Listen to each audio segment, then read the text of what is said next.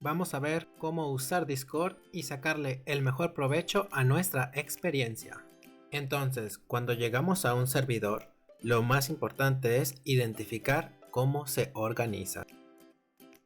En el menú de la izquierda podemos ver los diferentes canales que tiene el servidor. Por ejemplo, en la parte de arriba encontramos los canales generales. Los dueños de servidores generalmente ponen los canales generales en la parte de arriba o en la parte de abajo. En estos canales se encuentran puntos de información. Por ejemplo, las reglas que hay que seguir, anuncios o guías de interacción general. Y el canal de bienvenida, que es en donde primero llegamos en nuestro servidor. Después podemos ver abajo diferentes canales que están dentro de categorías. Estas categorías tienen canales divididos por temas o tipos de interacción. En nuestro caso podemos ver cómo tenemos el chat de español, la palabra del día, la comunidad, actividades, preguntas de español, música y cine y televisión.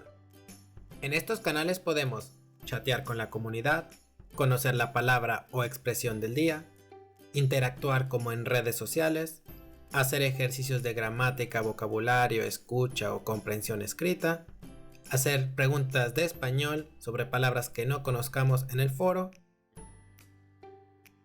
compartir música y ver escenas de cine y televisión. También existen los canales de voz. Estos canales se usan para reunirse con la comunidad y hablar o hacer videollamadas. Cuando queramos entrar a una llamada, solo necesitamos clicar y estamos dentro.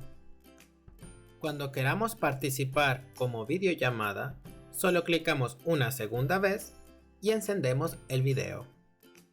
Es importante que, cuando salgamos de la llamada, desconectemos. Porque si vamos a otro canal y no desconectamos, seguiremos en la llamada grupal. Entonces siempre desconecten o en el menú o en la llamada. Por último, arriba en el menú no olviden revisar los eventos disponibles para asistir.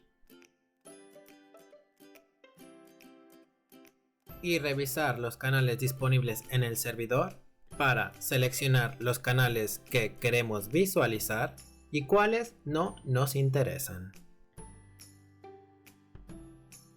También recuerden que si perdemos algunos canales, podemos ir a la configuración y habilitar todos los canales.